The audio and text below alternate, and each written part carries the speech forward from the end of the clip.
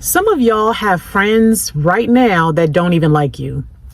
They say slick jabs at you, and you tend to wonder, where'd that come from? Or was that about me? You've just been brushing off all of those little comments that they make, those little passive aggressive little things that they do around you. You've just been brushing it off just for the sake of, well, that's just who she is, or that's just who he is. And then some of y'all have friends, and the only reason that you are even friends is because you hate alike. You hate the same person, you hate the same job, you hate the same teacher. It doesn't matter who it is, you just happen to hate the same thing or person, and that is the only reason you're friends. Some of y'all even have friends that are in a secret competition with you, or that you're in a competition with them, but you don't even realize it. And or even that they've been plotting against you this entire time. They've never liked you, but they've put a mask on because they are trying to get to whatever it is that you have, or take from you whatever it is that you hold within, whether it is peace, whether it is joy, whether it is the fact that so many people love you. Whatever it is, they want it. They've put a mask on, and they are around you trying to plot to take it from you. I'm in my 40s and I don't have any friends. And when I say friends, I mean like the people that I would call a friend would be like family to me. So I have my family, and those are my friends, my sisters, and I have my kids. My kids are not my friends, so don't get it twisted, but they are my kids, and that's my family. They are held to a higher standard. They are, and I'm not talking about all family members, just these particular ones. If I were to call you a friend, you would be like family to me. I know people, I call people acquaintances, but people that I have called friend in the past turned out that they should have just been acquaintances. They really should not have even been that. But you know, you try to be positive and you try to give people the benefit of the doubt. By being in my 40s and not having any friends, it's almost like a you know how when you go you know how somebody talks about celibacy, and basically what you're doing is you're fasting from any type of sexual act, desire, anything like that, and you end up cutting off a lot of soul ties by doing that. Things become more clear to you. You're able to recognize red flags in people. You allow God to steer you in the right direction when it comes to relationships. It has been somewhat the same thing when you don't have any friends. I'm not saying let go of your friends. If you have genuine friendships and people that are around you that you can call friends or family, and these people are pushing you forward, they are uplifting you, they are clapping every time you accomplish something, they are acknowledging your efforts, you know, they are including you in their plans and in their futures, and you're including them as well, you know, things like that. They're extremely positive. Consider yourself to be blessed. But for those of us that have had no boundaries, we've had people-pleasing type tendencies, and we have been chasing relationships. We have put ourselves in situations where we called people friends, and those friends really were people that just did not like us. They just tolerated us. So for myself, being in my 40s and not having any friends, this is what it has allowed me to see, or what it's allowed me to do. Number one, not having any friends in my 40s has allowed me to put my focus back onto God and to build a better relationship with Him first. When I had a whole lot of people in my life that I would call friends in the past, it always seemed like they were trying to distract me from my purpose or from the path that I was supposed to be on. And not that they were deliberately distracting me, but they were a distraction. So if I needed to work on something, out of nowhere they would call and say, hey, let's go, we're going here, we're going there, we're going to this club, we're going to this, you know, everybody's going out to eat, everybody's going out, whatever it was. It always, the activities that we engaged in was always distracting to what I was supposed to have been doing. And of course I'm going to jump up and get that dopamine rush and yeah, let's go, I'm in, you know, whatever.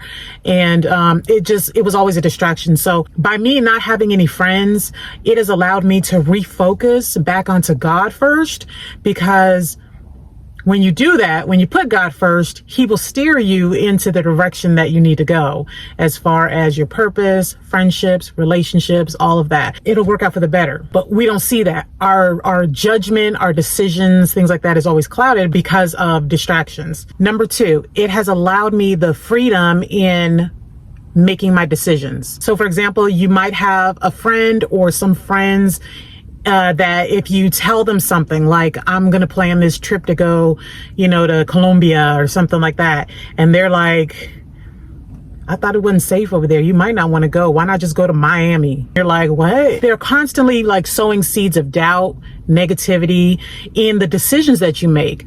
You tell them about a business that you want to start and, maybe you even want to include them. And they're just like constantly putting things in your ear that are negative or just doubtful. And it causes you to say, well, okay, maybe not. Maybe I won't do this.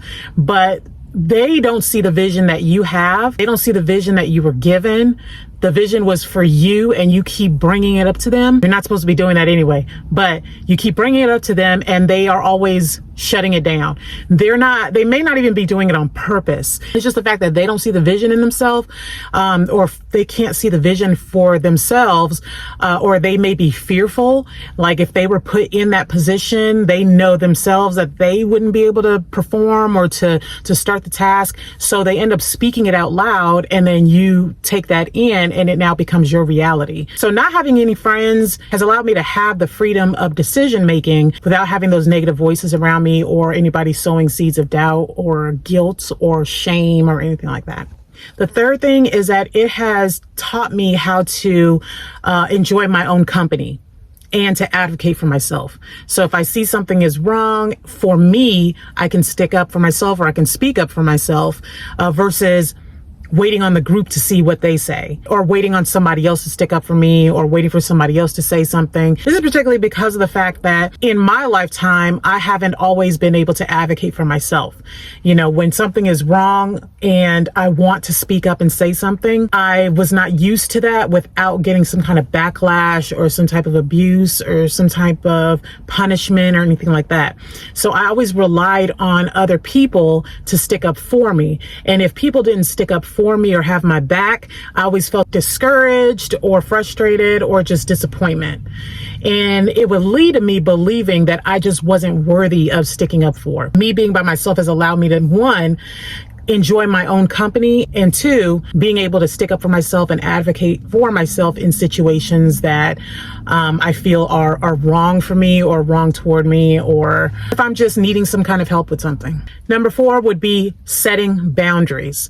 Oh my gosh. So not having any friends allows me to see or take account to what I will tolerate and what I will no longer tolerate when it comes to friendships. And with that, I can establish boundaries so that if I do meet new friendships, I can establish those boundaries early on. Something as simple as, look, if you're going to call me at 3:00 in the morning, make sure it's some kind of emergency and it's not because you broke up with your boyfriend for the 5th time. Y'all are fighting like 2 ninjas in the middle of the street. Like, don't call me about that. I'm not showing up for you. Okay. I'm not going to jail for you. I got kids.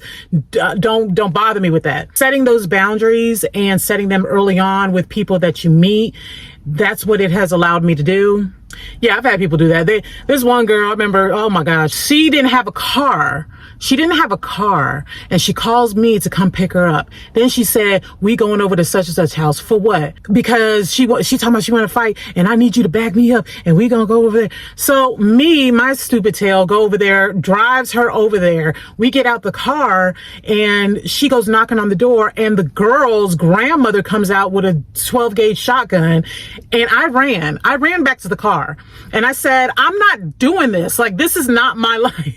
This will not be my life. She tried to make fun of me and try to shame me for running and all that. Like, what you running for? We were supposed to be fighting her. No, you supposed to be fighting her. Stop including me in your BS. Stop including me in your shenanigans. Okay. Anyway, that was that was some mess. Number 5, it has taught me how to be a friend to myself first and not be codependent. By being by myself, I learn what it is that I like, what I don't like. And a lot of times people like myself in the past, you get into these friendships and you don't really know your identity too much because you just feel like you've never really belonged anywhere. And anytime you try to be yourself or be authentic, people told you, no, don't do that. You know, you just, or they would get annoyed because you didn't want to be rejected. You would constantly change who you were. It gets to a point where you just don't know who you are anymore. And you end up following behind their interests and what it is that they want to do.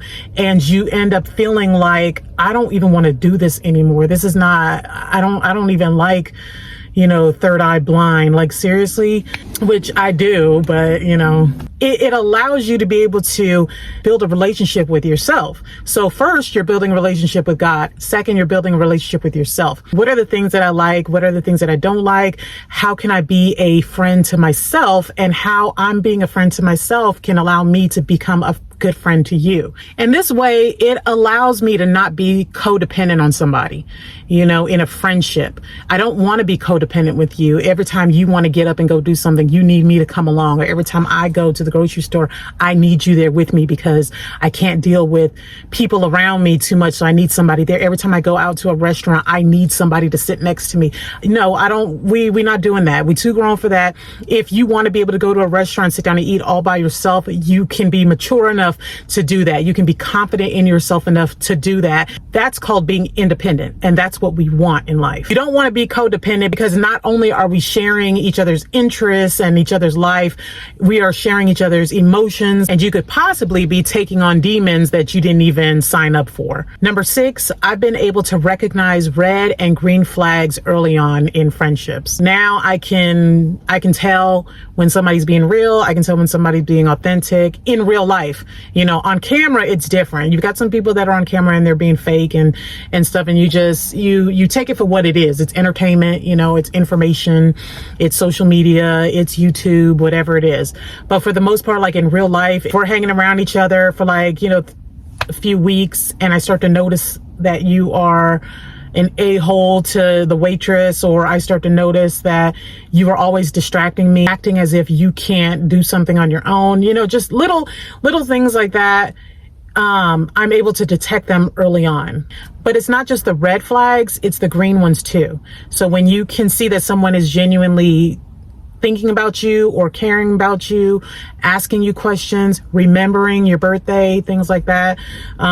Those are green flags and in friendships. Number 7 is that without distraction, it has allowed me to reflect on the past friendships that I've had where I am needing to take accountability for the role I played in the demise of our friendship. If I was friends with somebody and it went south and we no longer talk anymore, it's allowed me not being distracted by new friends or always going out, stuff like that. It's allowed me to kind of reflect. What you're not wanting to do is look back on it and feel sorry for yourself or cry about it, you know what I mean? Or like see who to blame or anything like that.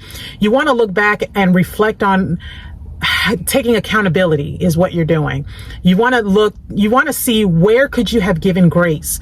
Where could you have forgiven the person? Or where could you have stepped in and said something? And how could you do better next time? Maybe this relationship is not salvageable, but for the next person, how can I be a better person or a better friend to them? When you have that space and time alone, it allows you to reflect back on those relationships and to take accountability for the role that you played in the demise of that friendship. You always have the option of going back and mending that relationship if you feel that you need to, or you feel that it can be mended. You always can call them and just say, hey, I apologize for, for this or for that. I didn't see it at the time we were arguing or whatever. But in the back of your head, you always have to know, that's why you need the space and the time to reflect, because you need to understand that if the reason that you guys are no longer friends is because they did something to you, number one, you really don't need to apologize. It's none of your business at that point. But if they did something to you, but it was in response to something you did to them, and you decide, you know what, I shouldn't have yelled at her like that, you can always call them and apologize. Now, if their response to you in the way that you treated them was completely crazy, I mean, like you yelled at them and they went and pulled a knife and said, "You yell at me one more time." Now that is unexcusable. It's like, okay, yes, I apologize for yelling at you, but I now can see that you could possibly murder me. So we're just going to stay our distance. Okay. And the last one, number 8, it ties into the first one. And basically in putting God first, it's allowed me to let him steer the way.